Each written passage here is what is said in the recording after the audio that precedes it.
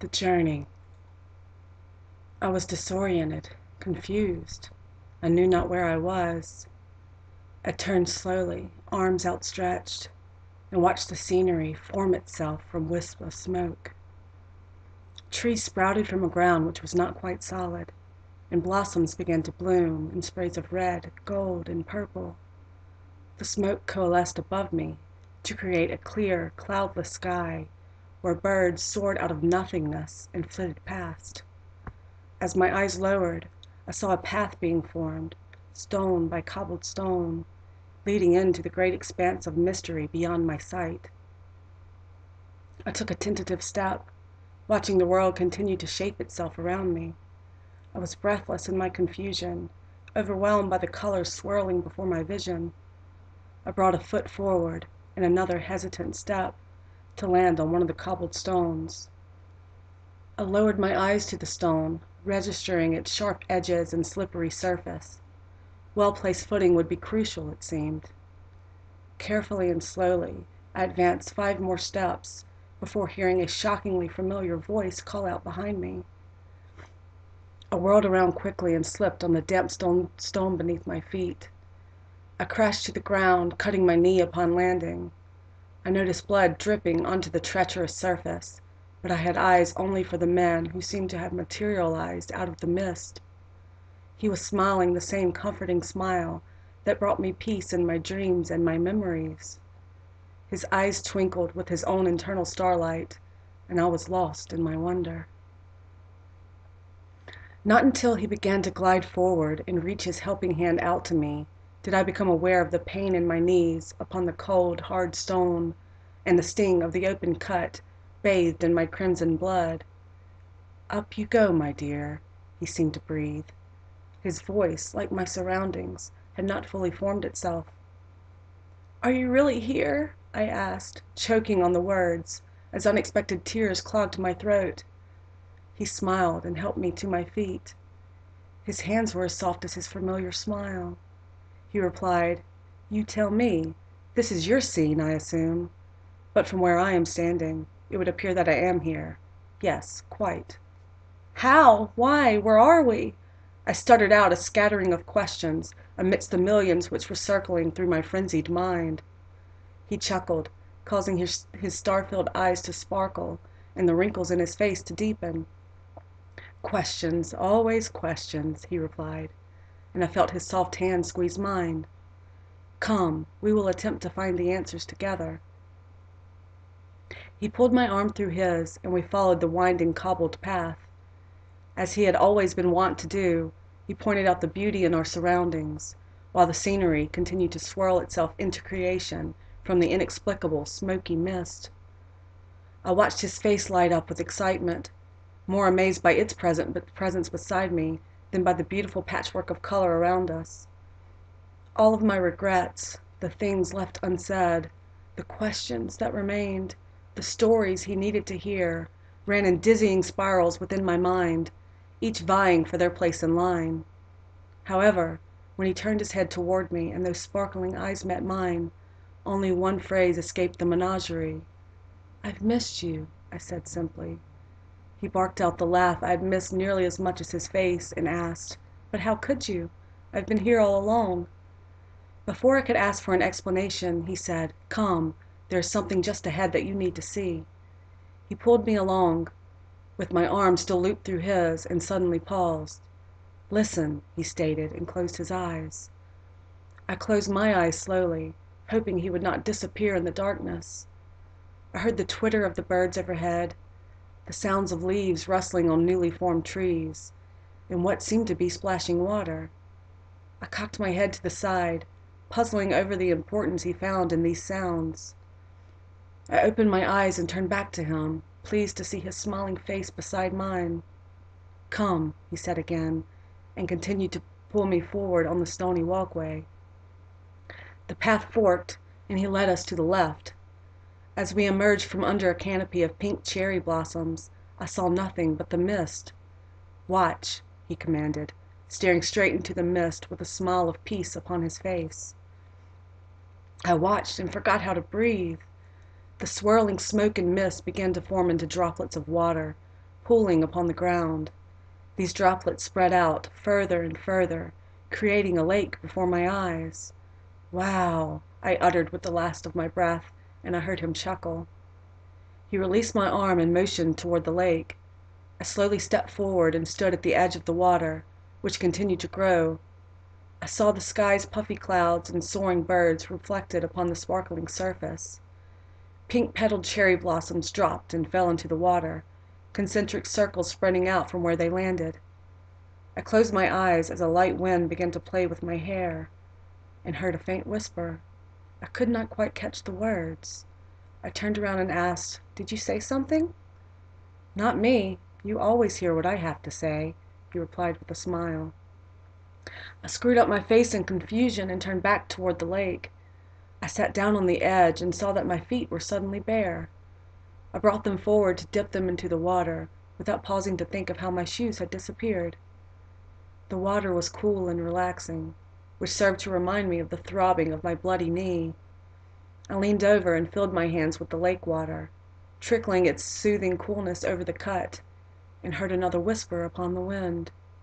I turned my head around again to see him still standing where I had left him, with the same grin upon his face. I glanced back over the water, watching it continue to spread out toward the horizon, and saw movement in my peripheral vision. I looked around and saw nothing out of place, nothing moving, and believed I must have been mistaken. The wind whispered again, and I caught two words: "Lily." My eyes, suddenly full of tears, roved down toward my feet in the water, and I let out a gasp. A face, her face, in the water. How could that be? It seemed to be a reflection upon the surface. I whirled my head around, imagining she must be standing directly behind me, but saw only his smiling face. I quickly turned back to the water, just in time to see the reflection begin to fade and scatter, but not before I saw her mouth form the words carried by the wind.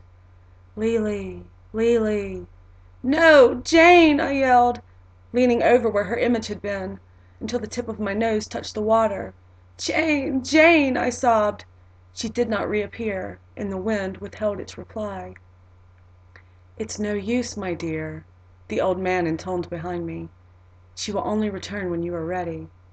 "What do you mean?" I asked, still staring into the water as my tears landed upon its surface. "When you are ready, that you will understand as well. Look," he pointed out over the lake. "This is what I wanted you to see."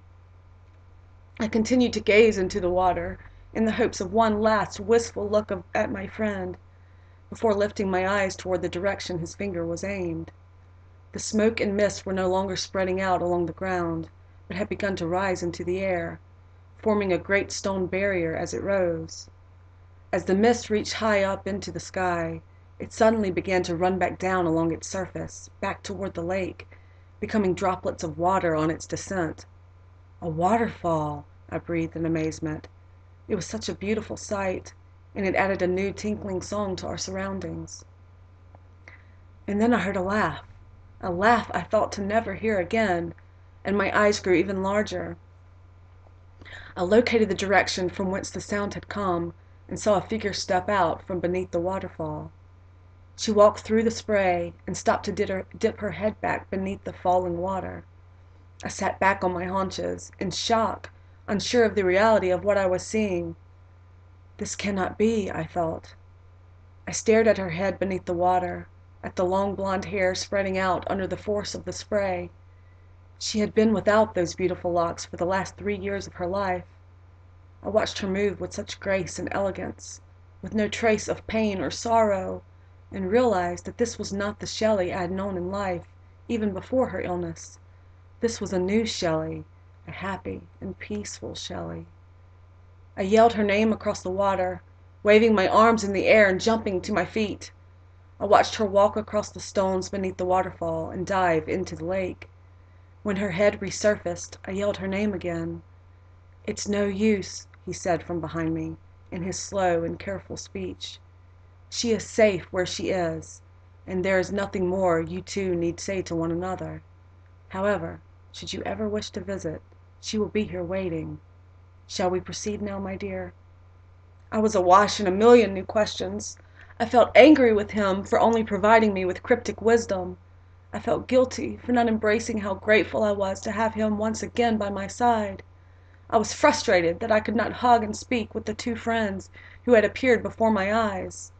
I was curious of what may lay ahead of us on this journey. I swallowed my questions, hugged him tightly, and asked him to lead the way. As we passed beneath the cherry blossoms again, he smiled at me and stated, "What a beautiful place you've created, my dear." "I created?" I asked. "What do you mean?" He chuckled and shook his head. "For all your wisdom and clarity, sometimes you are yet blinded. It will come. Yes, it will come." He motioned toward the pink flowers, the crystal clear blue sky above them, and continued, "This is all within you, my dear, only, well, you have never been able to see it." His smile faded, revealing a deep sadness beneath his wrinkles. Within any beauty there is always pain. The place to which we must travel next is full of such pain, as it has been hidden from the light for far too long. Come. We took the fork to the right this time. I let him lead me, placing my feet carefully upon the stones. The trees began to grow more closely together, the air grew thicker, and the light began to fade. Another fork in the path materialized in front of us. To the left, a valley of greenery and colorful flowers could be seen in the distance. I turned my feet towards its beauty, but he quickly tightened his grip upon my arm. "Not this time. You can no longer run from the darkness. It will only grow darker while it weeps in the shadows. You must face it finally, and you must face it fully. I will walk beside you as far as I am allowed." I felt chills run over my body, and my hands began to shake. My wounded knee was suddenly throbbing, and my breath had abandoned me again. I heard a childlike voice whisper, "No, please don't make me," but it was soon carried off by the wind and the trees. His wrinkled face smiled at me, and he said, "Come, you are much stronger than you believe." We walked toward the right-hand path, no longer upon the cobbled stones. Our feet walked along an overgrown, narrow dirt road. It was hard and full of holes, ruts, and deep gouges. Strange weeds had begun to claim the passage. Limbs hung low and heavy. We pushed our way through the tangles of bushes and shrubbery, and my unexplained trepidation continued to build. As we continued forward, the darkness mounted and the air grew colder. The wind had ceased its gentle caress, leaving the trees to hold a motionless, haunting vigil. The path began a steep decline, becoming more treacherous and laden with boulders which rose swiftly out of the darkness. My guide halted and released my arm. "This is as far as I can accompany you through this path. You must continue alone, and I will wait here for your return." My eyes suddenly filled with tears and fear, and he placed a withered hand upon my cheek. "More than enough strength and courage lies within you. Find it, and the light will also come to guide you." He smiled, removed his hand, and nodded toward the darkness beyond.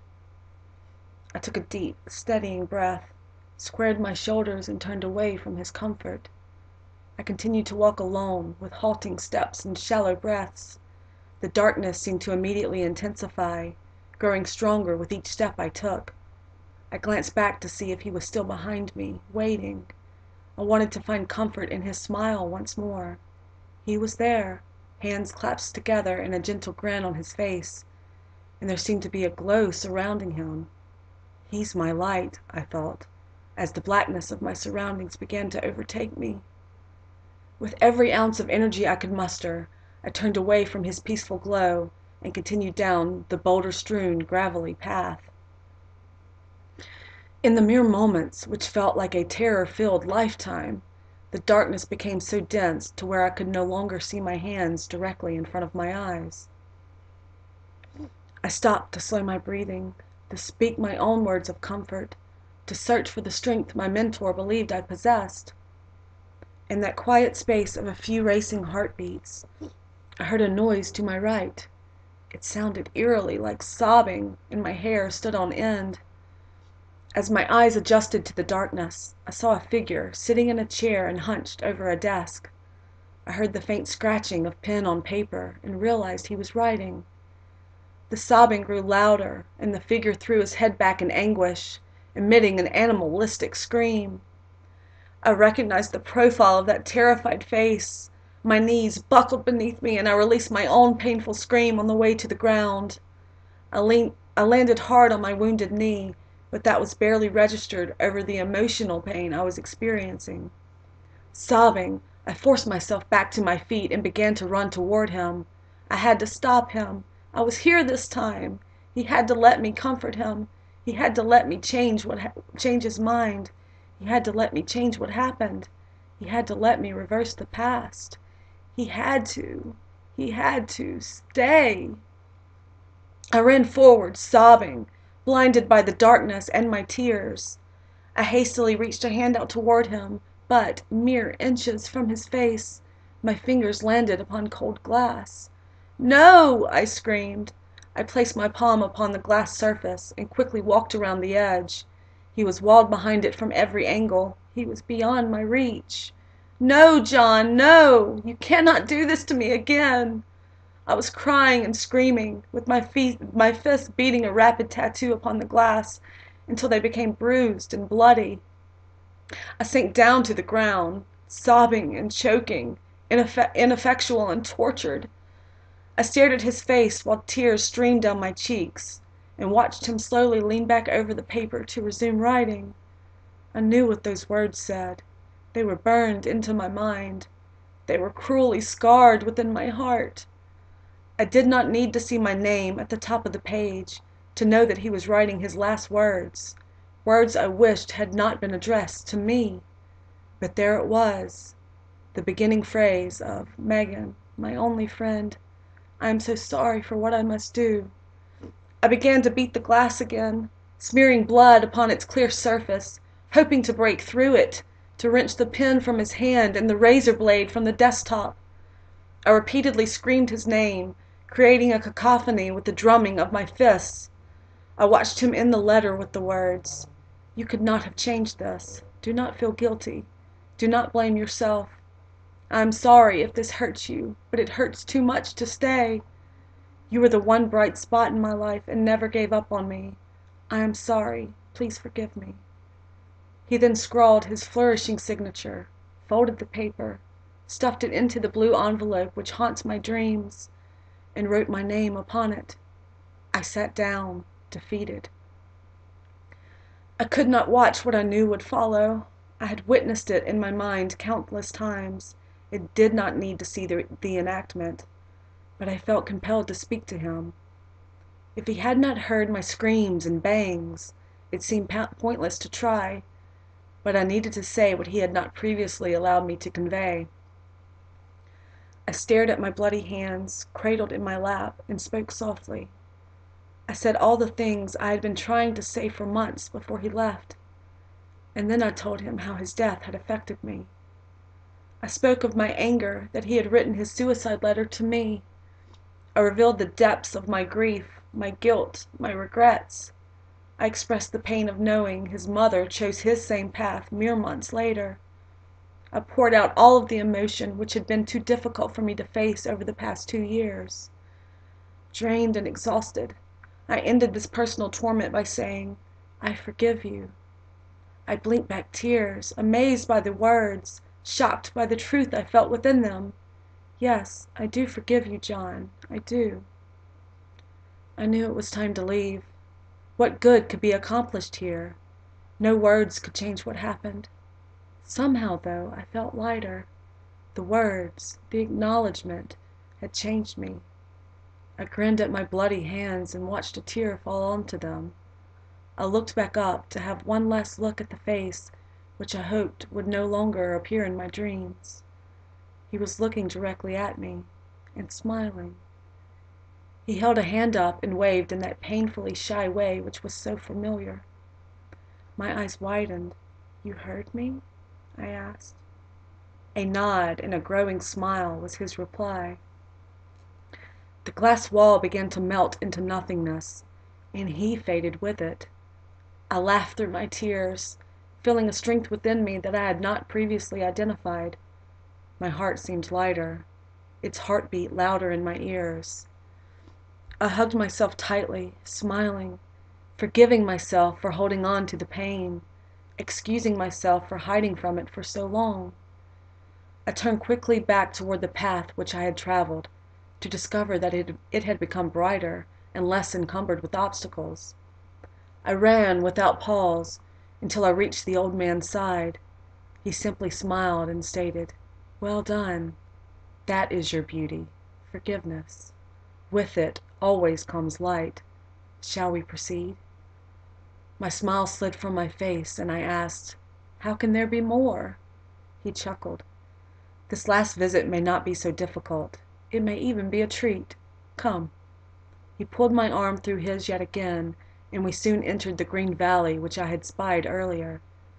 The amount of color was astounding.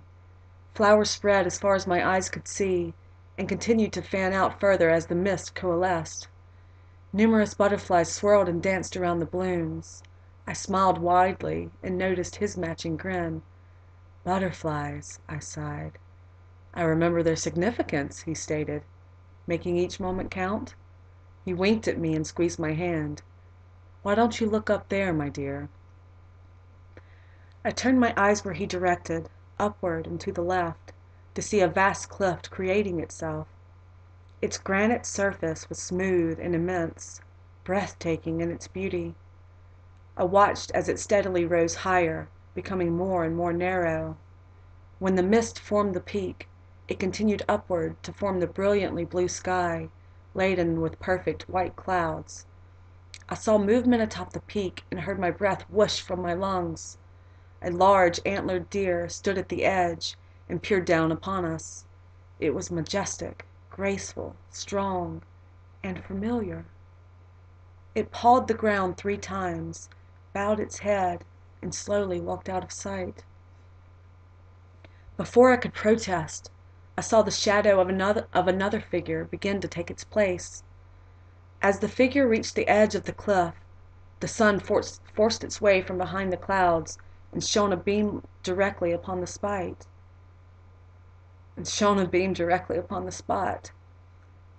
"Daddy," I whispered in awe. I heard his laugh, my favorite sound, carried down toward me by the wind. He began to speak, and his voice seemed to be coming from directly beside me, yet he remained far beyond my reach. "I am so proud of you. You have become so beautiful, inside and out. But you know, it doesn't take much to trim a rose." I saw him smile and heard him whisper, "I love you, baby girl." He turned and left in the same direction as the stag. I could not stop the tears which began to run in quick rivers down my cheeks, but the smile upon my face was genuine and steady as I turned back toward my personal sage. I squeezed his hand. "Thank you for believing in me, always. Thank you for sharing the last years of your life with me." He chuckled. "It is I who should be thanking you, my dear. You brought light into my life when I had lost my own. Because of that, I will always be your light when you need it. Just look for me, ask for me, and I will be there. I am within you. I am a part of you, as you are a part of me." He smiled and began to vanish into the mist, just as a blue butterfly landed upon my shoulder.